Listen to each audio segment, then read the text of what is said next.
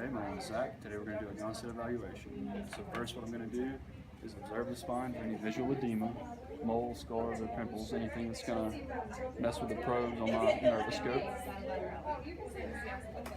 So for the next thing I'm going to do, turn the nervoscope on, set the sensitivity to medium, and then I'm going to fit the probe with far enough out that I can keep a good seal on my tips with a slight depression in the skin.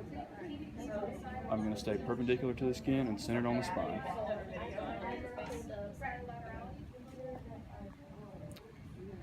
For the cervical evaluation, I'm going to start at T2, moving upward.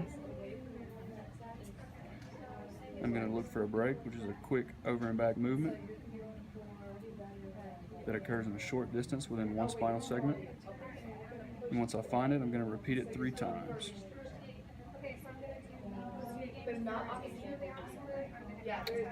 Okay, I'm going to reset for the thoracics. And for the thoracic evaluation, I'm going to start T1 moving down,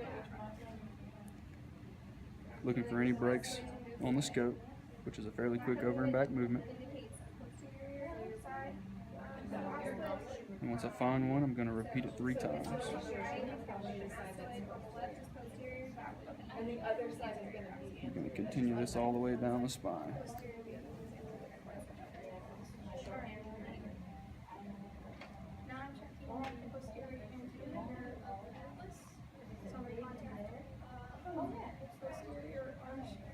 And I didn't say, the thoracic is going to be on the top side, and then in the cervicals, it's going to be underneath. Okay, next I'm going to do the static palp component of the evaluation. So the first thing I'm going to check for is edema. So I'm just going to run my fingers along the spine, looking for a boggy feel.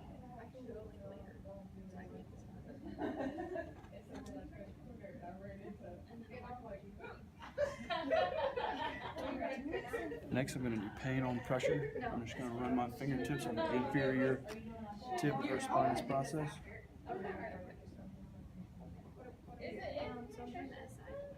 She's doing the twist. So I'm just going to try the twist.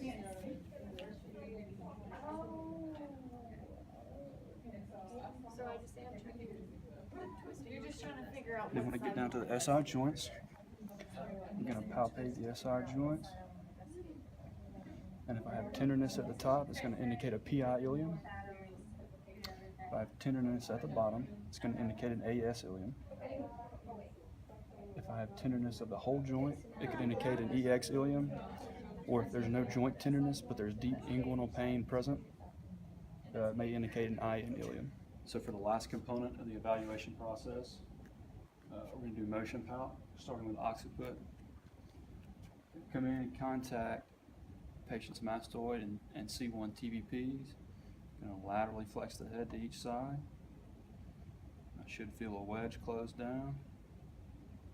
So if I don't feel a wedge close down on one side, I have a lateral occiput to that side. Next I'll do P to A glide. So I'm just going to contact about the same place, mastoid and C1 TVPs. Going to isolate the testing side.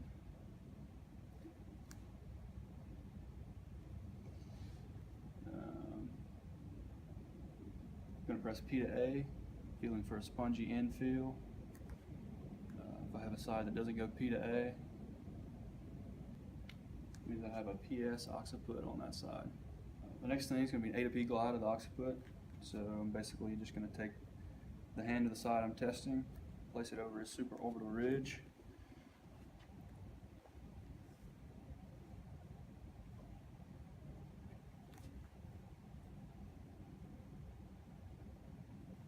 Going to press A to P, feeling for a spongy in play. If I do feel that lack of spongy in play, it means I have an AS occiput on that side of testing. And for the last, we're going to do an anterior and posterior rotation.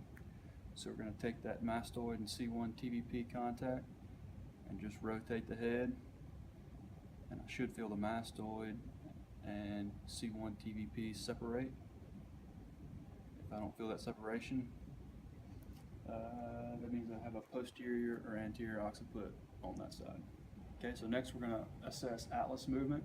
First we're going to do laterality. So I'm going to contact between C1 and C2 TVPs. Laterally flex my patient's head. I should be able to feel the TVPs close down on that side. If I don't, it means I have an atlas lateral on the side that didn't close down. Next, we're going to evaluate posterior anterior movement. So we're going to contact the posterior arch and articular pillar of the TVP, rotate the patient's head away. Then I'm going to challenge that atlas on each side, and it should move anterior in comparison with the mastoids. If I feel a blockage on any side, it's going to indicate a posterior atlas on that side. Let's go ahead and stand up for me. The final thing we're going to evaluate is a superior and inferior movement of the atlas. So go ahead and tuck your chin to your chest and look up and repeat that 5 or 6 times. And when you feel like it's normal, go ahead and stop. Okay? So if I have a patient with a chin high, it's going to indicate an AS atlas, and if I have a patient with a chin low, it's going to be an AI atlas. Okay, so for the next component, we're going to evaluate the cervicals. So for a posteriority assessment, we're going to contact between 2 spinous processes with 1 finger, flex and extend the patient's head, and we should feel those spinous processes separate. If there's no separation present, that means the upper segment to the one you were contacting is posterior. Then we'll do a rotation component. So pretty much the same contact. We'll go between 2 spinous processes. Our offhand's going to rotate the patient's head either way. And these spinous processes should separate with rotation. If they don't, the side in which the nose is pointing is towards the restriction side. Finally, for the lateral wedge, we're going to use basically the same contact. We're going to laterally flex to the right and left. The curve of the spine should be felt. If the spine feels flat or the segments feel stacked, that's going to indicate the open wedge side. So for the last component, we're going to evaluate the SI joint. First, I'm going to contact across the SI with my index finger on the PSIS and my chiropractic index finger on the sacrum. What we're going to do, just have him turn his ipsilateral shoulder towards me, and I should feel movement of the ilium on the sacrum. If there's a lack of movement, that means there's a subluxation. The next thing we're going to do is place both thumbs on his PSIS. The patient's going to bend forward.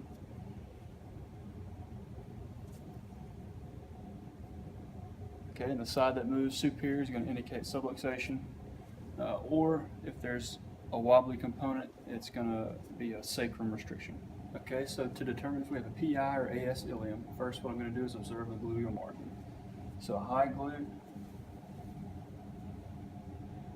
is going to indicate an AS, and a low glute is going to indicate a PI. And then we're going to do the mechanical high knee test. So with my thumb on his PSIS and the other thumb on the center of the sacrum, we're going to have him raise his left knee. Go ahead and raise it. Do it a couple times. So the thumb should move posterior and inferior. If there's a lack of movement, that indicates an AS ilium. So we're going to do the same thing and have the patient raise his other leg. There you go. Just do it a couple times. So my thumb should move inferior. If there's a lack of that, it means there's a PI ilium on the involved side. Lastly, to assess whether there's an EX or IN ilium, we're going to observe the glute again.